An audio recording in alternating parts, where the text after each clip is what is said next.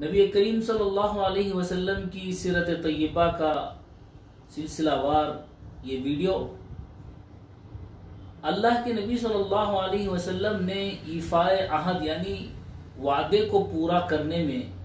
کتنی احتیاط برتی ہے، آج ہم کو ان دو احادیث سے انشاءاللہ معلوم ہوگا اور اندازہ ہوگا۔ بدر کی لڑائی میں بالکل مسلمانوں کی تعداد بہت کم تھی، جیسے کہ آپ حضرات جانتے ہیں 313 اور مقابلے میں کافروں کا لشکر 1000 کے قریب تھا۔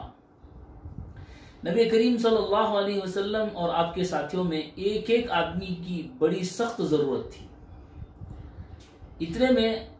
حضرت ابو حذیفہ ابن یمان اور حضرت حسیل رضی اللہ تعالیٰ عنہ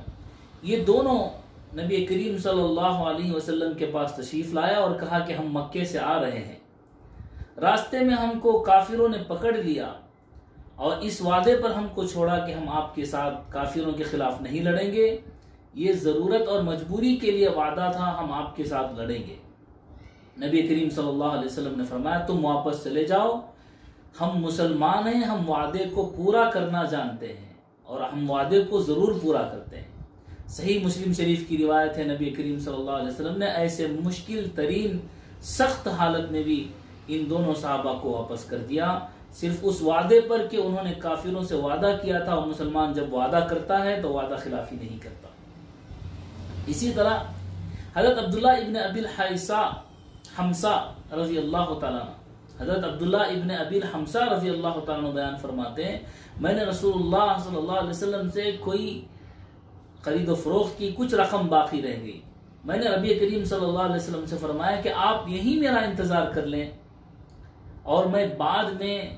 جا کر بھول گیا اور 3 دن کے بعد اس جگہ میں آیا تو نبی کریم صلی اللہ علیہ وسلم اسی جگہ تشریف فرما ہیں، اور آپ صلی اللہ علیہ وسلم نے بس اتنا فرمایا کہ مجھے تم نے مشقت میں ڈال دیا۔ مدارج النبوہ کتاب میں اسوہ رسول اکرم صلی اللہ علیہ وسلم اس کتاب میں بھی یہ دونوں احادیث موجود ہیں، اور نبی کریم صلی اللہ علیہ وسلم کی اس سے تواضع اور وعدے کو پورا کرنے کی اہمیت معلوم ہوتی ہے۔ اللہ تعالی ہم سب مسلمانوں کو توفیق عطا فرمائے کہ ہم اپنے وعدوں کو پورا کریں۔ السلام علیکم ورحمۃ اللہ وبرکاتہ۔